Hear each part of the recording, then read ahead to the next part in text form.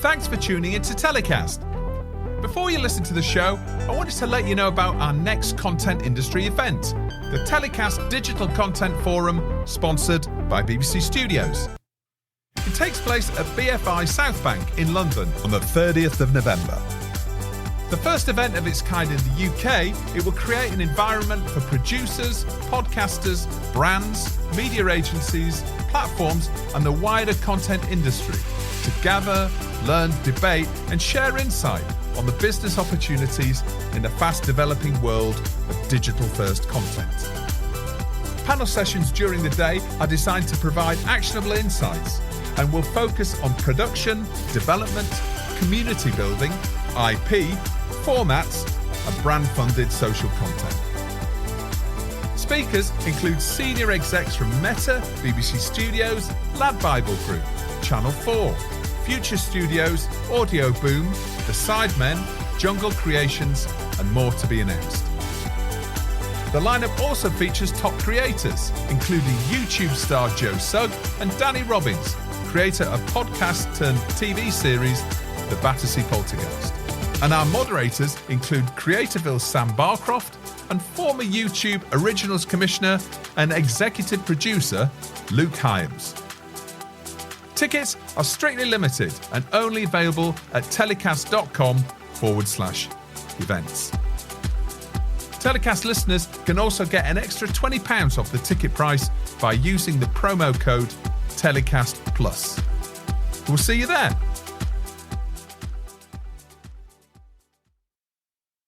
TellyCast, the TV industry news review. Hi, I'm Justin Crosby, and welcome to another TellyCast.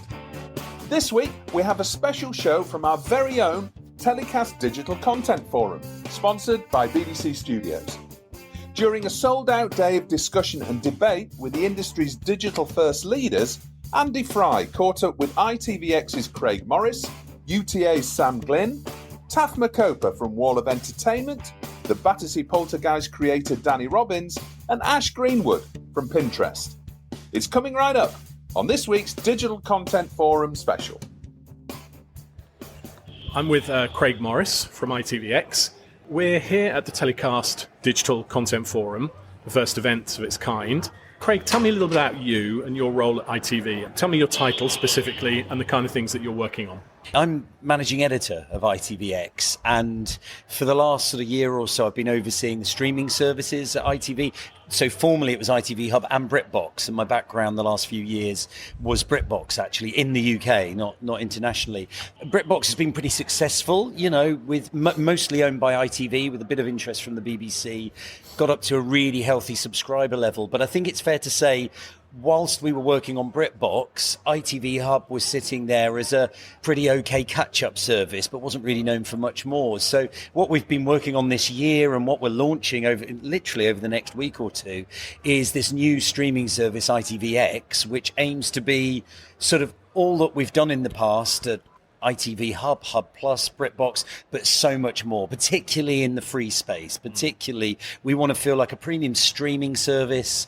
The cornerstone is still going to be live because it's what ITV does brilliantly. It's what brings millions of people into our streaming apps every year. But we want to build on that with loads of films, great box sets, great archive, but also we're releasing new exclusives every week. And we've got loads of fast channels as well, these free ad-supported TV channels. So we can spin these up. We'll be launching with 20 of them. So basically supersizing the content offer, big exclusive content every week, which is exclusive and new. No one else is doing that really on the scale we're doing it in the UK for free, because this is premium telly with ads. And so we've been building towards the launch, which is on the 8th of December, when we'll have a whole load of shows launching. And then every week from then on, there'll be exclusive new TV shows launching. I think, I mean, you put your finger on it. The most interesting aspect of it is that it's premium content for free, which kind of goes against the grain of what we've known for a couple of years with, you know, Disney Plus and Paramount and Netflix and so on in the market. How viable is that as a model? I mean, what makes it viable, you know, for you to be able to bring big shows to an audience for free? Well, look, ITV has had a very healthy 60-year career, showing programmes and putting ads in the middle and making good amounts of money doing that. But we all know that obviously linear is still in pretty rude health. Just look at the size of the audiences coming into the World Cup or I'm a Celebrity on ITV. And I think the advertisers are very happy and the commercial team are doing very well. But we do know that there are more and more eyeballs in digital and moving towards streaming. Why wouldn't we put some brand new content out there for free in AVOD and monetize that with ads, just as we always have done in linear? Good content is good content at the end of the day. And so I think we're quite excited about the model, because I think you almost have to be a company the size of ITV with, we've got our own studios division with the amount of content and creatives and studios to actually really make a play like this work, because I think you can't do it in half measures. So we're very ambitious and we've got great content, and the belief is there that people will come and view that content on our streaming service and they'll see the ads, and obviously that will sort of help us, if you like, migrate more and more people into digital and grow our digital revenues, and that's all about future-proofing the company. In the session you did talk a little bit about some of the titles that are going to be available from December the 8th. Tell us now, just what kind of shows you've got coming through.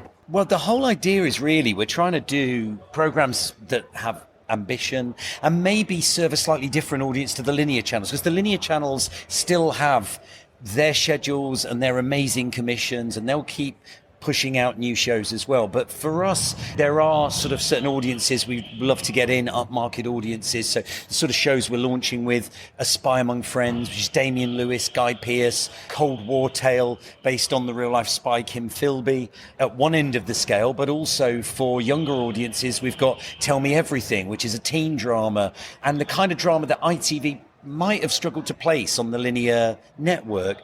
We're doing comedy as well. We've got a feature-length movie of Plebs. Plebs on linear TV was a half-hour sitcom. You can do a lot more in a 90-minute movie. We can send them to war and have epic battle scenes. And it's a beautifully made piece of comedy that's also quite poignant as well. We're doing period drama, but it's very much period drama with a twist. It's not your average period drama you'd maybe see on linear at 9 p.m. on a Sunday night. It's called The Confessions of Franny Langton. Other examples, we've got Vicky McClure in a gritty contemporary thriller called Without Sin. We've got Stephen Fry doing natural history for ITV. This isn't something ITV's traditionally done. You wonder where would ITV place that in a linear schedule. But Stephen Fry's in and doing A Year on Planet Earth, and it's from the producers of many of the recent sort of big natural history epics that have run on other channels. So it's a good example of how we're getting into new territory. We've got comedy. We've got a comedy called Count Abdullah about a junior doctor who gets bitten by a vampire. We've also got a comedy chronicling the early days of Alan Carr as a kid. His dad was a football manager and wanted him to play football. Alan was a bit more interested in Angela Lansbury and Murder, She Wrote. That's called Changing Ends. So, all of that, plus Russell T Davies doing a beautiful biopic called Nolly about one of ITV's biggest stars back in the day, Noel Gordon, who starred in a soap called Crossroads. Helena Bonham Carter is starring as Nolly. And we've got Mark Gatiss in as well, playing Larry Grayson in that. So what you'll see is a real mix of content for different audiences, but all distinctly a bit different, and maybe not the kind of thing you'd expect to see at tea time or at 9 p.m. on ITV. And so we're quite excited about that. And the whole point is we're going to release new content. There'll be feature-length documentaries, all kinds of things every single week through the year for our audience, which is quite exciting. So how do you access ITVX? Do you have to go in and sign up? What's the kind of process for becoming a viewer? Well, the great thing is, there's a small amount of sign up because we want to know sort of where you are, because long term we'd like to target you in terms of your regionality and where you're watching us. But genuinely, it's an AVOD service. It's free. So you don't, have to sit there and put your bank details in and sign your life away. And the good news is so many people already have ITV Hub because, across an average year, a lot of people are coming in for a rugby match or a football match or to watch Love Island or I'm a Celebrity or the soaps or the news or all the other things that ITV does brilliantly. So the good news is that Hub will just, when you auto-update apps or update your app, or it will just automatically push to your TV, it will just change from what was Hub will become ITVX with very little viewer intervention needed. So we're going to make it as easy as possible for people to get ITVX. So you shouldn't have to hunt us down. It should be there on your TV, on your device, on your mobile. And you made this interesting point in the session about how people do tend to dip in and out of ITV Hub. They watch one thing and go away, but the ambition now is to hold them in, make them more loyal, isn't it? Yeah, you know, there's two audiences at ITV. There's a very loyal audience, very important audience to us, who come in very regularly because they love the crime dramas and they love the Saturday night entertainment and the news and the soaps, and that's brilliant. That's great. And, you know, they're gonna love what we've got on ITVX because we're doing all of that and more. But crucially, what you can do with a streaming service is maybe appeal to those people who come in and then leave straight after the football match, or only come in and watch Love Island and then leave. And we've really looked at that audience. Believe it or not, there's more than 20 million of them who come into ITV across the year, and they might watch an event drama with David Tennant, or they might watch I'm a Celebrity, Get Me Out of Here. But sort of once they're in, there's nothing else in the past on the app to interest them. And going forward with ITVX,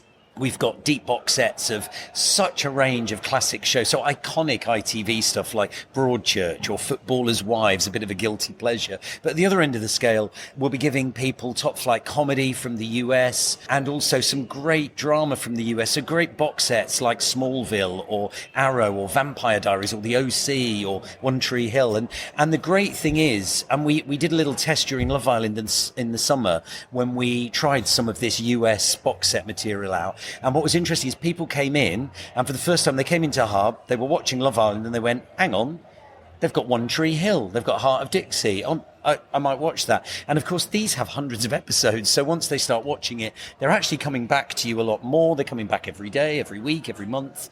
And it's turning those occasional people who turn up and come to ITV into sort of, if you like, more loyal viewers and coming back more regularly. Yeah, I was surprised when I saw the Warner deal with those big shows, Arrow and so on, as you mentioned. I mean, I kind of half imagined that they would all end up on HBO Max or whatever Warner decided to call it one day. But it is a sign of your ambition in acquisitions as well, isn't it? Yeah, absolutely. So, you know, yes, we're commissioning new TV. Yes, we're going to put a lot of classic shows out there. ITV's always worked with the big US studios. We show the big movies. We've bought great series through the years. But yeah, we've been able to go back to them and go, look, what have you got? And in two areas, you know, classic US box sets, we were quite surprised at what's out there and what's available. And as you say, getting some of the DC universe, I mean, Arrow has never been on free-to-air TV. It's only been available in Sky Home. So there's a huge audience who've never seen it. But we've got Gotham, we've got Smallville. And as I say, we've got more and more. And going into next year, you're going to see a lot of iconic US comedy as well as drama. And look, the studios have got their business plans. A lot of them have got their own streamers. But interestingly, they're all engaging. They're all interested still in licensing content and putting their content out there. And there seems to be enough to go around. But I'm particularly excited in it because it just gives you another flavour. We've got the best of British and the best of the US as well. One thing I'm not clear about, we're subscribers to BritBox, and that's largely because my wife hates advertising and doesn't ever want to see it. But will the originals that sit on ITVX be available ad-free on BritBox as well? Okay, that's a good question. So the answer is BritBox is sort of now going to be available in two places. So if you're an existing BritBox subscriber and you've got the BritBox app, or you go to BritBox on Amazon channels, it's there, okay? What you're not going to see on those apps is the ITVX exclusives because they're ITVX shows, not really BritBox shows. However, this is the hack. Within ITVX, if you want to watch all our content with ads, it's all there for free. There is ITVX Premium. It's there now. And the great thing about ITVX Premium is if you want to watch all the ITVX content without ads, you subscribe, become a premium subscriber, you actually do get BritBox as well within ITVX. So it's, if you like, an added bonus if you're a premium subscriber. So the good news for your wife and you and your family is that what you'll be able to do is basically you can subscribe to BritBox through ITVX and you get all the benefit of ITVX. You'll see everything without the ads, but you'll also get the best of the BBC, Channel 4, Channel 5 as well. You talked in a session about the World Cup, it being an interesting time to be launching in the middle of the World Cup. But it's also an interesting time in terms of the economics of this business. You know, I mean, there are people, Lionsgate pulling streamers out of markets and AMC 20% cuts in their business, and it just goes on and on and on. I mean, you're going to have to be brave, aren't you? You're going to have to really kind of stick at it and be brave, because it seems to be a tough market at the moment. Yeah, I can understand that, and I think that's fair. I think it's worth remembering that what we're doing first and foremost here is going out there with a free streaming service, and in a way, if times are quite tough, that's a great product to have out there in the market. As I say, if people do want to pay and subscribe to the premium tier, they can, but crucially, all our exclusives, all our new shows, all those great box sets, all the movies, we've got there'll be over 1,000 movies coming in and out during the first year. All of that's available for free, and it'll have ads in it. And I think that there is a market out there for that, because actually no one else is doing it on the scale we are. So if you think about it, we genuinely are releasing more new free content than any other streaming service, because generally people expect to have to pay a streaming service to deliver their originals or exclusives. In our case, it's out there for free. And I think, you could argue the BBC, Channel 4 are out there with free streaming products.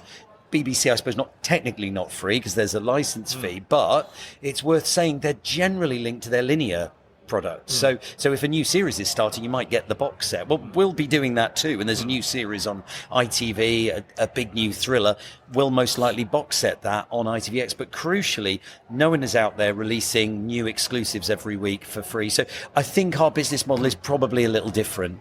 And you're right, because even Netflix and Disney, as they come into the ad market, are still charging money, aren't they? They're still... That's it, yeah. And I think that's it. When pounds, yeah, exactly. You hear that these streaming services are adding advertising in. That doesn't mean they're going to make the content free. Yeah. They're basically using it, obviously, to get you in at a slightly lower price point, but they still need money from you each month. And that's where what we're doing is a little bit different. Yeah. One area I do want to talk to you about for a few minutes is the fast channels. That seems to be a really interesting aspect of what you're doing. So you have 20 fast channels. What are they? Are they all based around ITV IP? Yeah, it's a real mixture. I mean, it's worth saying, look, live is still the cornerstone of what we do. We're a streaming service, not a VOD service. So whilst VOD is a big part of it and having a great library of TV and film, live events, whether it's from the main channels or just on ITVX, is an important part of what we'll be doing. And the fast channels supplement that. So I can give you live examples. We've got a World Cup Classics channel, which is doing incredibly well, because guess what? We're scheduling it just under ITV. And when people come in for a football match, in the half hour, 15 minutes they've come in before the match, they've noticed it and gone, oh, hang on, England, Argentina, I remember that match. They go and watch it for 20 minutes while they're waiting for the game to start, and then they come across, watch the game. And interestingly, a lot of them are going back in afterwards to watch some more classic games, because they want to see England lift the World Cup in 1966 in colour. And that's one example. But, audiences coming in for Love Island in January will see the Love Island channel or Love Island International. In answer to your original question, there are two approaches. One is a sort of themed channel, crime drama, ITV classics, comedy, true crime is another one. But then other side of the coin is single IP, big brands. It could be Hell's Kitchen, it could be Midsummer Murders, it could be Love Island, it could be Towie. These are all shows that you can access 24/7 on their own channels, or if you're into a particular genre, then you can just dip into that channel. And there is a need state, I think, if you want to call it that, for these channels, which is, I think people are getting sometimes, particularly with the streamers, analysis paralysis, the doom scrolling, I'm just going to scroll down, and you start to realise you're spending more time looking for something to watch than watching something. Yeah. Now listen, if you're a true crime fan and you want to do the ironing on a Sunday afternoon, sometimes it's just easier to go, there's a true crime channel. Don't really care what true crime doc it is, just play me some true crime, and you land on it, and it sort of makes the decisions for you. And sometimes you need that. Other times you'll want to go and hunt for some gems to watch. So how would you say your fast approach is comparable to what Pluto or Roku or Samsung are doing? I mean, they're getting up into the hundreds in terms of channels. Do you see yourselves kind of having a much bigger portfolio? Is that, or? Well, everything about what we're doing, one of the exciting things about starting a new streaming service is it's very data-led. So we'll be keeping an eye on the data and everything we do, and working out what's working and what people want more of or less of. And the same will apply to the channels. So some of the channels will be topical. The World Cup Classics channel will be there for the World Cup and then go. The Christmas movies channel is there at the moment. That will go. So sometimes we'll be replacing channels because they're topical. Other times we'll replace them because maybe we've noticed that, viewing's gone down and people aren't interested in it anymore, so we'll move on to the next thing. So in answer to your question, whilst there's no cap on the channels, my only concern with going to hundreds of channels is we're ITV, and actually our fast channels have really good quality content on them. There's a sort of quality threshold there. And so I think we would only have more channels where we feel it adds value and choice for the viewers. But I can't see us anytime soon getting into the hundreds of channels, because I think I'd worry about the quality bar dipping a bit. But, never say never. I think as our app products become more personalized, you might want to put more channels in there so we can tailor people with the channels that suit them. But we'll start with 20. We will gradually scale up, but I don't think we see ourselves as getting into the hundreds of channels at this stage. And the third-party channel, I mean, I know Banijay and Fremantle and so on are out there launching their own channels. And obviously, off the top of my head, I can't think of the right scenarios particularly, but those kind of partners, could you imagine bringing those into it? Or is this going to be purely about you having fast channels that draw on your own content? That's a really important point, actually, because we're very lucky that we've got ITV studios and some brilliant IP and some brilliant programs. And of course, we can work together and give people that. But actually, no, the exciting thing about ITVX is we are developing content partnerships. So the example I gave today, actually, in the session was anime. Look, this is all about ITV serving new audiences that we've maybe underserved in the past. Anime has a very distinct audience, and there isn't a lot of anime out there for free. And we partnered with this brilliant company called Anime Limited, who have some of the best anime out there, titles like Cowboy Bebop. And we've been able to bring that in. And basically, because we're a commercial company and we sell the advertising, we can share the revenue. So they share in the success, as do we. And it's another sort of business model. In the past, companies have written a check and licensed the content, and that's that. In the new world, we can look at something and go, right, well, I think this will work, but I'm not sure. But look, here's a content provider. Why don't we just buddy up with them, get the content out there, and we'll share the revenue. So no, we will expand that, I'm sure, in the months and years to come, which is look at those companies that are holding content and want to partner up with us and share in the success. Brilliant. Final question. So I don't know how much of the day you were here for, but I mean, have you enjoyed your time at the forum? Yeah, I mean, I have. Sadly, I couldn't make the whole day, but I tell you what's exciting is, there's no other events quite like this, focusing and zoning in on this area, and yet it's the future. It's the future of TV. And so I think I can see this event expanding and growing in the years to come, because these are the conversations we should be having. What are we doing now? Because, the digital revolution has already happened. It's not some future thing, We're not all particularly looking into the future. We're talking about the here and now. But I think as an industry, we've got to debate and talk about, content, how we get it to people, the different models, how we work with content creators, how we expand this area, and crucially work together. I think you need a spirit of collaboration a little bit to just push this forward, because, this is the future, but we're kind of already in it now. And I can't think of another event that focuses and sort of laser focuses in on this area. So, for instance, today it was great to be on a panel just talking about AVOD originals, because, as you say, premium streaming, SVODs, they've dominated the conversation. I think sometimes people have overlooked the power of AVOD and ad-funded VOD and streaming services and short-form content, long-form content, and the opportunities they are in that free space. Brilliant. Well, Craig, thank you very much for your time, and good luck with next week's launch. Thank you very much. I'm here with Sam Glynn from UTA, and we're at the TellyCast Digital Content Forum.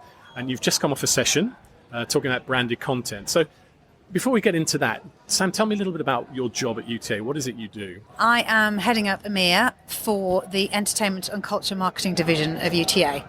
So if you're wondering what that is, it's a division that basically inserts brands into culture and entertainment. So imagine the intersection of entertainment, culture, technology and commerce, and imagine you're a brand and you're plonked right in the middle of it. So that means you are going to appear as a brand in television shows, in documentaries, in movies, on podcasts, in Web3, as a piece of fine art, as a piece of literature. It doesn't really matter, but it's wherever interesting cultural things are happening, you're going to have a presence.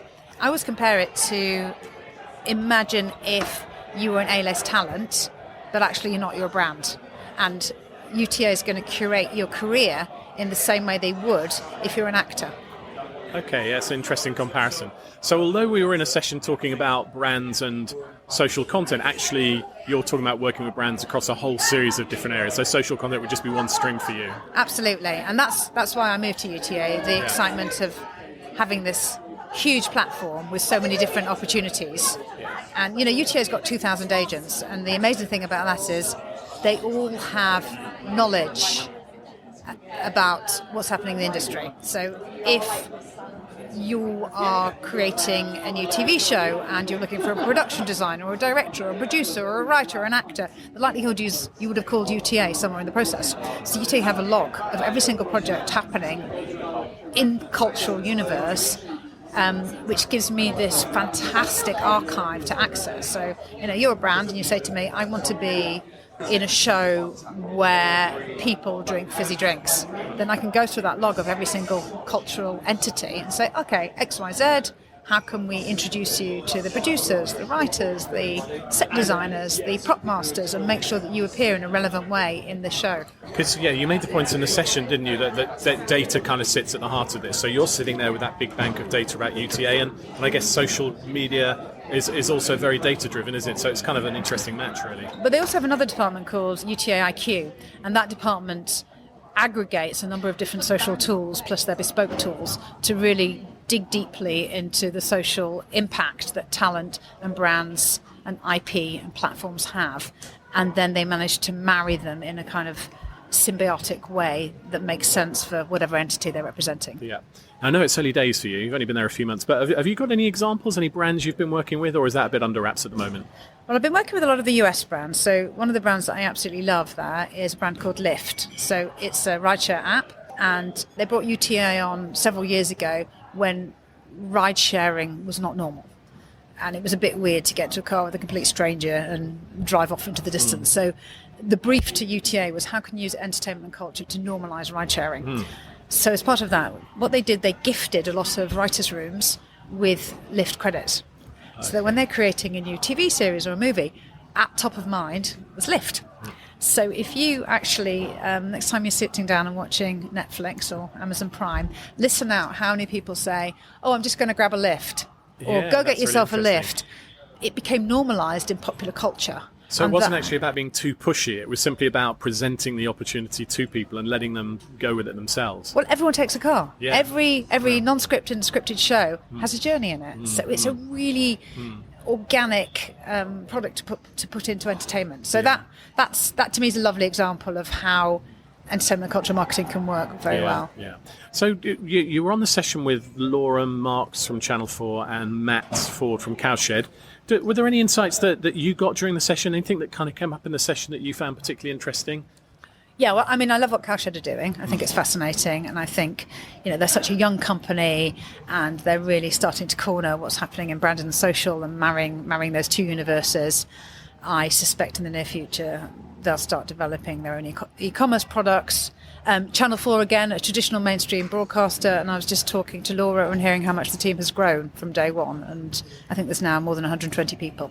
So you're seeing a linear broadcaster diversify to bring in new audiences and to give brands yet another content platform to distribute themselves on. Yeah, and another interesting angle you brought up was this issue of transactions, wasn't it? Of kind of connecting the branding process to the transactions. And I know the other guys were saying that they don't measure their campaigns through sales uplift, but there is, as you say, an opportunity, isn't there, to kind of encourage people to click straight through to e-commerce? I think that will happen more and more. It's not in my jurisdiction, it's down to the platform, so you're completely dependent on whatever the particular platform is doing, and as we know, TikTok is very active in this space, and I'm sure other platforms will follow suit. Yeah. And there was this kind of conversation around the distinction between doing an AFP or branded content for TV and doing it for social. Do you see a lot of difference when you kind of go into those two areas? Does it feel very different? Does it feel as though brands have more freedom in social? Well, there's always compliance, which is quite restrictive, especially in the UK. But I think a lot of it is, as we discussed, it's about when a brand has a purpose and a story to tell, then it makes sense for them to do something a little bit more long form, like an AFP. When it's a product and you're creating some buzz and fun around the product, like a pair of shoes or a fashion item, then short form is sometimes the better option. Yeah. And I think, last question, I think I've seen you around all day at the other sessions. How have you found it as an event? Have you found it like a useful event to attend? I love this event. I think Justin creates it really, really well. I think the guests are interesting, insightful. They're not just bragging about their own companies, they're talking about relevant current topics. A lot of people know each other. I always say that the worlds of branded and digital are like the kind of bastard siblings of main television. And we all know each other, know of each other, haven't seen each other for a couple of years over COVID. So the atmosphere of collaboration and learning is really, really positive. Yeah. Where were you before? What were you doing immediately Fremantle. before? Oh, Fremantle. Okay. And what kind of role did you have there? So I ran brand entertainment globally for them. Okay. Yeah. Excellent. Well, thank you, Sam. Thank and you. Thanks for your time. So we're here at the Digital Content Forum. Yes, with we are. Taff Makopa That's of me. Wall of Entertainment. Yes. So for people who don't know what you're about, tell us a bit about Wall of Entertainment. Wall of Entertainment is a digital-first production company now, formerly known as Wall of Comedy. So we're digital-first content creators, and we serve a diverse youth audience. That's our speciality, and that's what we do. So we've got different branches in our business. So we've got the Wall of Productions, which is our production arm. We've got a Wall of Comedy, which is our distribution platform. And we have Wall of Talent, which is our talent management and talent network. So yeah, so that's who we are. So tell us about, you've had massive growth, massive Yes. success since you launched. What's Yes. that about? Why do you think you've kind of captured the imagination? I think it's the magic. We bring a different, authentic voice to content, and we approach content in a way that not many people have managed to. And I think for us, it's been staying true to us, serving our audience, prioritizing our audience, and making sure that everything that we do is of that standard. And that consistency as well across the board. Yeah. That's what's been the main drivers for our success. I know a young audience knows social very well, but for Yeah. a TV audience, Yeah. who are maybe used to half-hour formats or hour formats, episodic TV, Yeah. tell us about the kind of content you produce. What would a show look like on your platform? Because we work with multiple different platforms, so shows will look completely different. But for us, we worry less about how long it is and worry more about the pace of the show. So, like, for example, one of our biggest shows is a show called Does This Shoe Fit, which we do with Foot Asylum. That series, episode-wise, you can have an episode that's 10 minutes, an episode that's 22 minutes. So it varies based on the content. So we put content first, and then time will be something that it works itself out when it comes to time. But we make sure that if it's a 10-minute episode, it's the best 10 minutes you can get. If it's 22 minutes, it's the best 22 minutes we can get.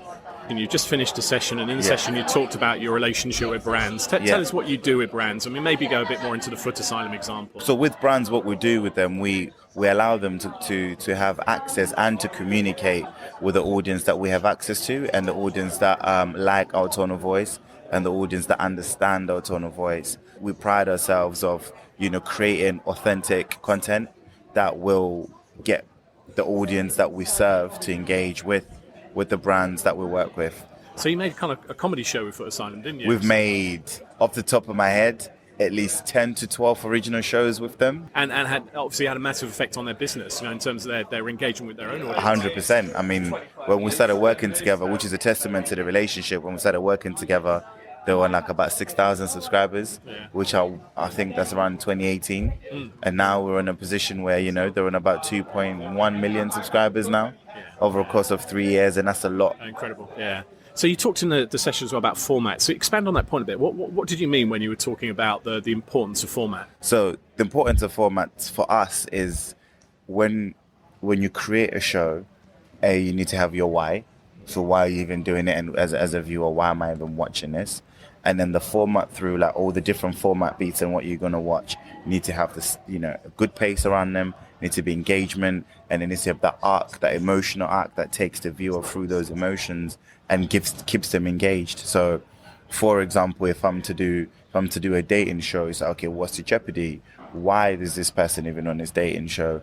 Just shooting two people trying to date is not as engaging as a well-formatted, like it Does This Shoe Fit format, where the purpose of that was, okay, let's bring out what people speak about in their private group chats or after a date to a date, and then watch it play along. So that is part of a key format of that. So it's making sure that whatever you're putting out and whatever you're making is formatted well, is engaging, it's got good pace, and it's true and authentic to the talent you're using and the audience you're trying to communicate to. Yeah.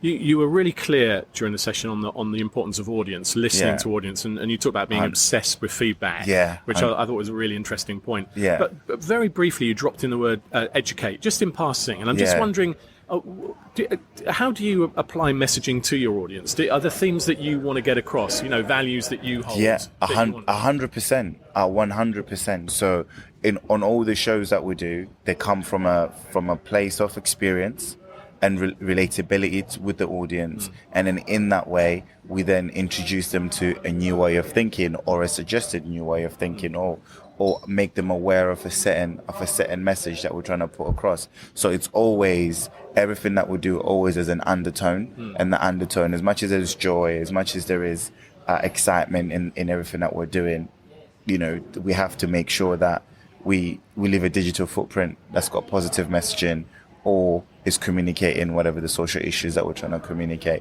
But it's always done in a very engaging way, and it's always done in a way that it's palatable to the audience that we're speaking to. Yeah. I read a story about you guys heading for Hollywood, and you talked about feature films and TV. Yes. Tell us about old media. How will you, as a digital-first company, go into old media? What's the key, do you think?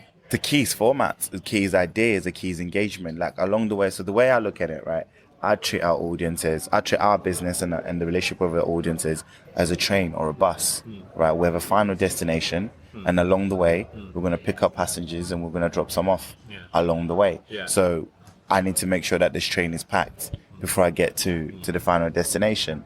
And, I live in Kent and I live in Ashford. If I jump on the train at Ashford, for me, that train didn't come from Ashford, it came from Dover, right? It's people from Dover, people that would have loved us from Man Them on the Wall, and people that are picking up from Ashford are people that would love us from Does a Shoe Fair or Chef Asylum, or the stuff we're doing at BOT, which is Nella's Love Lessons, or the stuff we've done with Nella Rose, stuff we've done with Harry Pinero, they would have loved us from that.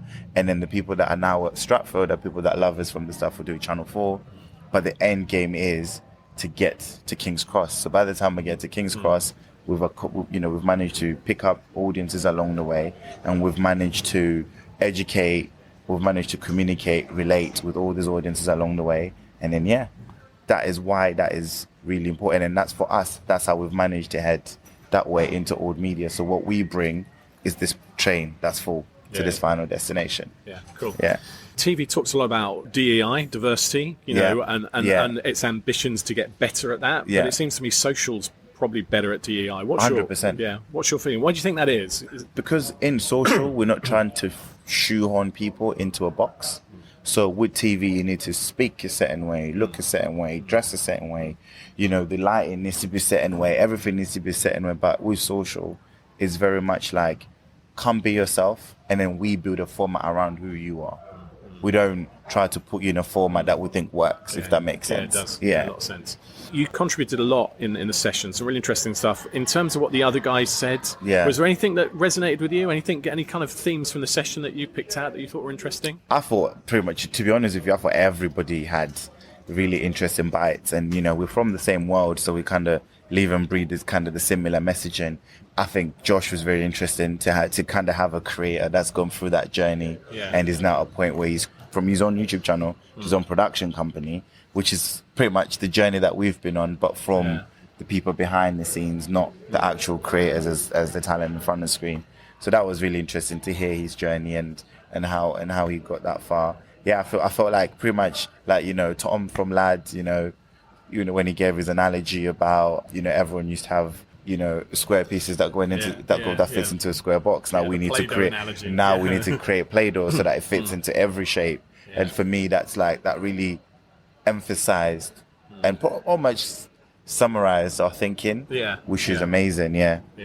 You're behind the scenes, aren't you? You're a producer. So just quickly name check your partners. So who is in Wall of Entertainment with you? I've got two business partners in Javan Wade and Purcell Ascot, who are actors. So Javan is now based in LA. Okay. So he's, just finished playing Cyborg in Doom Patrol. Okay. Purcell has just had his feature on Netflix, I Came By, which did really well and was trending very well. So he was one of the leads in I Came By. So those are my two business partners that will run the business together. But of course, there is 23 other employees that we have. Yeah. 25 now actually. Yeah, 25 other employees that we have. And where's the office? Where are you based? So we're based in Liverpool Street. Okay. Yeah, we're based in Liverpool Street. Just got into a new office actually. Office that really shows ambition. Yeah. It's a 40 people office. Okay. We're currently on 25, and we believe we'll be a 40 by this time next year. Yeah. So instead of then trying to move again, we just thought expand into the space. Expand into the space. Exactly. Yeah. Brilliant. Okay, mate. Well, it was lovely to talk to you. Pleasure to Thank speak you to so you. much for your time. Thank you so much. I'm with Danny Robbins, creator of the Batsy Poltergeist, amongst other things. Hi, Danny. Good to meet you. Hello. Why don't you tell us, first of all, just how did you become a podcaster? What was the journey that brought you to this world? Well, I've been making audio for a long time. I was an audio maker before I was a podcast maker. Written comedy, and I'd made documentaries and all sorts. And then I basically have always been obsessed with ghosts ever since I was a kid. And I wanted to make this podcast about a ghost story that came to me. It was about a poltergeist. It was this real-life haunting in the 1950s. And I just felt like it was an incredible story to tell, and it felt totally right to tell it through audio, and we ended up using drama and documentary to bring it to life. And I guess that was the point where I really realized I was making a podcast rather than just an audio program, because it was the first thing I'd made that really had a huge community of listeners build around it. And we had this amazing relationship where it was a two-way street, where people were getting so involved that they would start doing this detective work into the case, and they'd send me things. And I think it did what podcasts can do brilliantly, which is build a kind of club around them, in a sense that that the people listening are not just spectators, but participants, and I think I love that aspect of podcasting. I think it is very empowering, and it's what makes people want to go away and tell other people about the podcast because they feel invested in it. So that's an interesting point, because I think you referenced that in the session. And some types of creatives, they're quite isolated, aren't they? They don't necessarily want that kind of input. But it's interesting that podcast is much more like social media and much more dynamic relationship with audience, isn't it? And how would they feed back? I mean, what would they kind of give you ideas, extra information? How would it work? We have really used Twitter a lot, and we do these things which we've called listen-alongs, which is where everybody gets together on Twitter on a certain night and presses play at exactly 9 p.m. and listens to the latest episode of the show and comments along with it. And so that's been amazing, and that ended up trending at number 2 in the UK, and really kind of built a huge following for the show, I think. Mainly on Twitter, but also on Facebook and a bit on Instagram, just kind of exchanging ideas about the case. We've made these ghost stories feel like true crime cases. People get involved as detectives. It came out of lockdown. It came out of the pandemic. It was a point in our lives where all of us, even if we were with our families, felt lonely. We missed our friends. And there was an ability for a podcast to become your friend. And I think it's something that quite a lot of people say to me. They say that I feel like their friend when they're listening to it. And I love that. And I think, that's my proudest achievement throughout all of this, that people have that kind of relationship with me and with the show. It was definitely a case of right place, right time. I think that people responded to the fact I was talking about a ghost story where a family were cooped up in their house, scared, because we were all cooped up in our houses scared during lockdown. And I think just people were hungry for entertainment. And I think you can see the boom in podcasts has been directly linked to the pandemic, really, that hunger for entertainment, that people just couldn't get enough. Where was the next true crime podcast? Where was the next thing delivering you that story that made you want to binge it, that got you hooked? So I think, if you're a podcast maker and you were able to seize that moment, then I think that was incredibly exciting times. That felt like kind of gold rush times. Do you think your inherent interest in the supernatural elevated the podcast as well? I mean, I'm just wondering whether you can imagine some people thinking, I want to make a podcast, going and looking at 20 different areas and trying to pursue the market. But do you think that the fact that it was a subject that already appealed to you lent an extra authenticity or energy to the process? I think so, because I think, if you were to ask people what is the difference between audio and podcasting, I think one of the main things that I would define as being a podcast thing is that they are incredibly personal stories. You connect with a person, you connect with a story, but you also really connect with the storyteller, and you invest your time in them. You like them and you want to go on this journey with them. And it is mostly because they know what they're talking about. They care about what they're talking about. They're invested in that story. So yes, absolutely. I think that people smell bullshit very quickly. I think they detect authenticity really quickly. And I think if you just bus a celebrity in to tell a story, it's never going to have the connection and the rapport and that ability to build a community that somebody who really cares about that story will have. All of us probably talk about and look back to Serial, and the Sarah Koenig, who made that show, was so invested in that case. She was a journalist who passionately believed in that case and wanted to get that story out into the world, and that's what we connected with. So I think that the personal is so important in podcasting. You were very interesting in the panel on the subject of transferring a podcast to television. Go back over that process a little bit for us. So how was it when people started showing interest in taking it from one form to another? Well, I went on this really exciting and bewildering and just dreamlike journey, really, where I was making this show in my shed in the bottom of my garden in Walthamstow.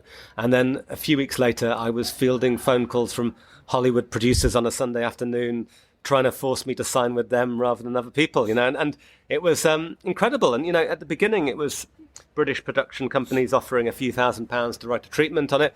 And at the end of it, it was, people talking about sort of potentially kind of life-changing amounts of money and very exciting, ambitious deals, really. And I think it caught everybody involved in it unaware. I think the BBC didn't expect it to happen. I didn't expect it to happen.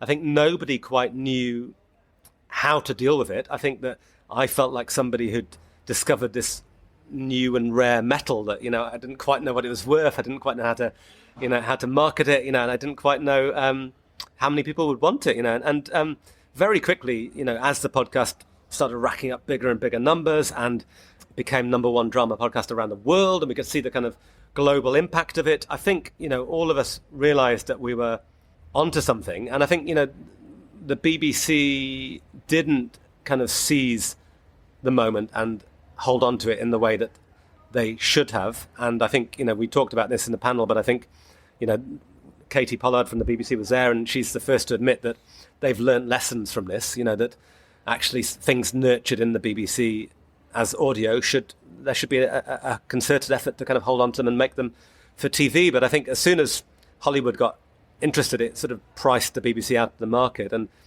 so I think they ultimately regretted telling me to go off and talk to interested parties and then come back to them, But it was a massive learning experience for everybody. And of course, your podcast being picked up by some big American company doesn't necessarily mean it's going to get made, and it doesn't necessarily mean that it's going to get made the way you want it. So I think, you have to be careful, and it's not always the biggest offer that is the right offer for you. And I think you need to think about, over and above any offers that are made to you, how does this work for you as a creator? How are you going to be part of this thing as it goes forwards? Are you going to retain control, or are you going to find yourself sidelined and watch your thing morph into something that you didn't want it to be? So, for me, the doing the deal on it was over and above any kind of money I was offered. It was very much about, the role of me as a creator, and the people that we signed with Blumhouse were incredibly respectful and that made it very clear to me that I was at the center of it as a creator, and I loved that. That was great. And the kind of confidence that gives you as a program maker to feel you've reached an audience, but also you've reached people who really believe in you and want to invest in you is great. Perfect call for someone who's a supernatural writer from Blumhouse. Yeah, no, I mean, it was thrilling, absolutely thrilling. And it was something that I don't think you could engineer. And I think if you went out and set out on some journey to try and make it happen, it just so wouldn't work. And I think, now I'm in a situation where people come to me and pitch ideas to me and say, like, we've already got the TV series in mind. Would you mind making the audio and road testing it? And I think, it's a route. It could work, and I don't rule it out. But I do think audiences smell that kind of thing. I think if you go into it with the intention of just getting a TV series out of it, I think people will smell that, and I don't think they'll invest in it in the same way as if you build from the ground up. And I think, not every story suits TV either. There are things that should only be a podcast where, for whatever reason, you have maybe contributors who work better on audio. Maybe they need their anonymity. Maybe they're just people who come across much better in an audio format than on TV. So there's no golden rules to this. And, it's not as simple as saying you make a great podcast and it will be a great TV show. I think some things will translate, and often they will translate in a very different way. Often you'll make a great documentary series and somebody will come along and make a great drama series out of it. It's not necessarily that you just take the thing that was good on podcast form and translate that Would you say you've taken any learnings from the Battersea Poltergeist process of making a successful podcast, going through the kind of the TV process? Have you taken any learnings from that into your current work? Each time you move onto a new stage, you grow as a storyteller, you grow as a program maker, you learn new techniques. I mean, I've learned a lot from working with American writer-producers, and that's definitely fed back into the kind of work I'm making. I guess you hone and sharpen your storytelling, and you also have maybe sort of a greater ambition in terms of the kind of scale of the story you're telling. But I think also you learn just from making series after series. You constantly think you've made the best thing you can ever make, and actually you're surprised by the next thing you make being even better, and it's because you've learned, and you learn from seeing how the audience respond to stuff as well. But for me, I guess the biggest thing it's given me is this confidence that it's all very well to be making stuff in your shed and feeling it's good yourself, but when you know an audience love it and connect with it in their millions, that's incredibly confidence boosting. And when you know that there are people in all different parts of the world and in America, and they're kind of believing in you as a storyteller and wanting to invest in that, then it's incredibly confidence-giving. In the session, you made this point that a good podcast should be seen in the same way a novel is seen, or a piece of TV series as a great piece of art in its own right, which I think I completely take on board. Having said that, could you imagine in 3 years' time Danny Robbins writing the screenplay or the script for Netflix for a TV series, a direct-to-TV series? That'd be something you're interested in, or do you think is podcast where your heart is? Well, no, I am writing the script for the Battersea Poltergeist, so that is something I'm doing, and my play is on in the West End at the moment, 222, a ghost story as well. So, absolutely my ambitions lie in screenwriting and in taking the kind of stories that I tell in audio and making them work on screen. And thankfully, that is something that people seem interested in, Also, I think there's great scope now to kind of grow a brand around a podcast, and there's no way to not have that sound a bit sort of coarse and corporate and all that sort of thing. But people connect with these things, people love them, and people invest so much of their time in listening to podcasts, and so you can reach them in other ways. You can write the book, you can do the live tour, you can make the TV series, you can online content, you can have YouTube videos alongside the podcast. But, we're all addicts now. We're addicted at the very least to our mobile phones. We are incredibly obsessive in the way that we consume and devour content. We want to binge things. We will stay up till 3 a.m, motoring through 4 or 5 episodes of Downton Abbey. I'm basing that only on my wife. You can feed that. As a program maker, you can feed that. You can work out different ways to tell the story. But it's got to be different ways. You can't just replicate your podcast and bang out a book that tells the same stories, or make a TV series that just rehashes the stories. I think, your audience, if they're going to come with you, and you need them to come with you, because that ultimately is the biggest resource you have over and above the story. The fact that people care about the story and are interested in it and want to listen to it is real power. You've got to take them with you, so you've got to be offering them different things. I think each aspect of this should tell different parts of the story, and that's why sometimes adapting the podcast into a different genre, changing a documentary into a drama can be really good, because then you are offering people something genuinely different.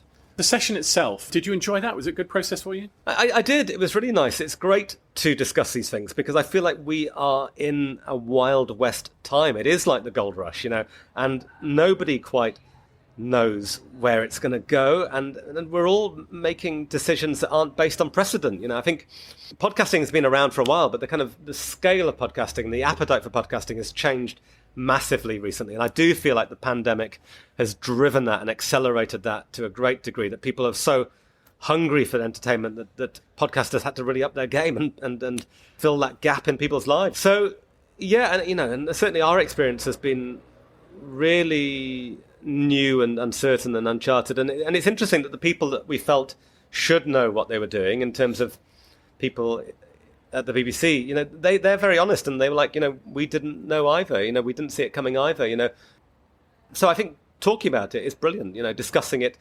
experiences, pooling experiences. I've talked to other people who've been in a similar boat and had people coming in with TV interest for their podcasts, and it's great to swap stories about that and to learn from that, and maybe you do things differently the next time around. Like now, I wouldn't say we're making any assumptions that anything I make now would go to television, but you do prepare for it. You decide to option a book, if there's a book, you decide to option contributors in a certain way.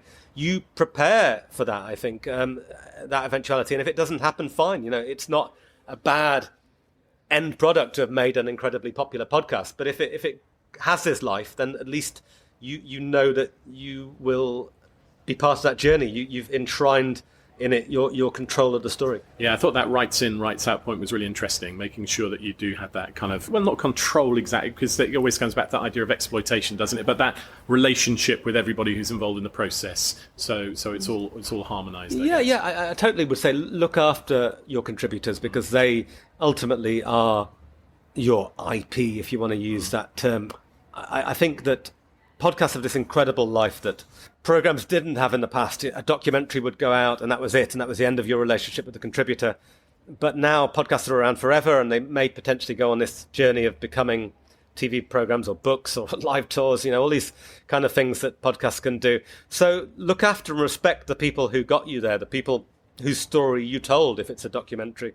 I think they're incredibly important, and they're probably going to go on a similar journey to you to some extent. Their journey will be an echo of yours, that they may find themselves having to sign deals with Hollywood or use American lawyers to negotiate life rights contracts. And it's going to be bewildering for them. So go on that journey together and look after them and make sure that they benefit from the success as well. It's easy to think that it's all about the way you tell the story, but of course the person at the heart of the story is so important. Great. Well, thanks very much, Danny, and I hope you got to redecorate your shed. Yeah, thank you. Hi, I'm with Ash Greenwood from Pinterest, and we're at the Digital Content Forum. Nice to meet you, Ash. Nice to meet you, Andy. So tell me about Pinterest and video. You're on a platform today with Meta and Snap, and we know quite a lot about those guys in terms of what they do. But tell me why, what Pinterest is doing in the video world. Sure. So I am kind of new to Pinterest, the platform. The Programming Originals team is a new team that's been set up solely to create and supplement the existing content that's on the platform in terms of video. So the idea is people come to Pinterest at the moment to find ideas, inspiration and how-tos for certain things they're looking to do in their lives. The idea with original content on Pinterest is that we will kind of enhance that offering that they already can access. So drill down into that a little bit more. So what kind of things are you looking for, and who are you looking to work with? Sure. So we're looking for kind of everything really at this point. Obviously it's so new, so we're just really keen to kind of experiment with different formats and different forms. Primarily we'll be commissioning video pins, which are just really short form standalone videos. We'll also be looking at what we can do in the live space, as well as stills is really interesting for us, because obviously a lot of the pins on Pinterest are still images, so what can we do in that space to kind of enhance that. And also the live shopping is really interesting focus for us. A lot of the time kind of live shopping on apps and social media sites is quite transactional. We want to find a way to make it more creative and more of an inspirational idea making exercise, as well as having the opportunity to buy the things at the end of it. Yeah, so help me out with some of those areas. When I think of Pinterest and my attempts on Pinterest, it's always been stills based. Would you say the platform now thinks of itself more as a video first platform, or is it in transition? Where do you think it sits? No, I don't think the focus is shifting at all. I think the role of us is to just complement what's already happening with all of our great creators on platform already. I think that the video offering is just another offering that Pinterest is kind of putting focus on for this year. Yeah. So I think you said in the session it's a relatively new team that was formed about 6 months ago. So tell us a little bit about the composition of that team. I think you mentioned who was in charge and so on. So what does the team consist of at the moment? Yeah, so our global head of programming and originals is Nadine Zylstra. And within the kind of overall programming and originals team, there's a programming division who look after, I guess, the scheduling of everything. So at the moment they're putting together a really comprehensive calendar, moments and trends based on previous data. There's a really interesting thing that Pinterest do each year called Pinterest Predicts, whereby the data that we have is quite unique in terms of user data. Because people come to it as a kind of future planning destination, we can kind of see where the kind of patterns and increases are in certain search terms. So Pinterest Predicts is a report of those kind of trending things, which is really cool. And I think in 2021, 8 out of the 10 trends that they predicted actually came true, which is really cool. Okay. And I guess that presents a really interesting creative opportunity for us to be kind of ahead of the curve in that sense. So that's the programming team. They're responsible for the kind of overall themes and moments that we're going to be looking at. And there's the originals team, which is the team that I'm in. our goal is to be commissioning content with publishers and creators directly, as well as the kind of general indie industry. Yeah, I know it's early days, but I mean, in terms of the kind of people that you're connecting with, I mean, if I think about my own TV background, Fremantle and Banijay, those kind of guys. But as you say, there's influencers and creators in the digital world, and there are companies like Lad Bible and Future. Who do you see as being the obvious partners for you? The most obvious would be, I guess, the publishers like you just mentioned, Lad Bible and Future, those kinds of places, because I think that they already kind of understand the way digital works. And I guess with this being, again, I keep saying, but it's such a new venture, I think it's important that we kind of are working with people that understand how digital works and the ways that our platform can work in that sense. Yeah. What do you think a piece of original video might look like? You briefly referenced weddings, for example. So what do you think you might end up with? Well, I think the formats are going to be kind of really different. I think there's not going to be one set thing that original content is. At the moment, the tool on platform is called idea pins. So essentially with idea pins, it's a pin that lives on the platform that you can save to your kind of inspiration board, and within that idea pin you can add up to 10 photos or videos or a combination of the two. So essentially that's a really interesting tool for us, because that's where we can either post individual idea pins for each episode, or we can have a series in one pin that someone can save. It's all about kind of the experimentation of it all. This hasn't been done before on platform. We're just looking to see who are the partners that we can trust to help us deliver what our overall goal is. Where is the team based? I mean, is it like a US based team with international satellites, or I mean, how does it operate? Yeah, so I'm the only one in the UK at this point, which is nice. But yeah, most of the team are based in LA and San Francisco. That's where Pinterest's kind of main headquarters is. I have a counterpart in the US who looks after US and LATAM, and then I'm here in the UK looking after EMEA and APAC. Okay. So even though kind of our originals team at the moment is quite small in the grand scheme of the whole business, we are connecting with other parts of Pinterest that are already based in those places, like the editorial leads and the kind of the programming leads in those regions, so we can kind of cater to the different regions with the content we're making. I've had the impression just for a little while that people are kind of interested in what Pinterest is up to. I mean, there was a rumour last year about PayPal maybe being interested in acquiring the platform, and it just seems that it's kind of growing in stature and is part of the next wave. Do you kind of find that you're involved in lots of conversations now? Are people interested in what you're up to? Yeah, I think it's interesting. I think even just moving into this kind of space is a really interesting move for Pinterest. It makes sense. I think out of all of the platforms and the apps that we use on a day-to-day basis, I think Pinterest is maybe one that's kind of stuck to its original goal and not kind of swerved away or tried to kind of be something that it's not. And I think that's why people love it so much and want to kind of continue to use it. Yeah, it's a really interesting time, and to be coming into the business at this kind of period of like rapid growth, it feels really exciting, and to have, I guess, buy-in from all the different parts of the business into what we're trying to do is a really great place to be. When I talk to people like Lad Bible or Future about the different platforms, they always talk about the importance of curating content for them, and it's got to be tailored, it's got to be appropriate. If you had to sort of summarise Pinterest as opposed to the other platforms, the distinctive qualities, what would you say is in the tone or the character or the personality of Pinterest? Well, I would say Pinterest is more of a personal media platform than a social media, if that makes sense. Yeah.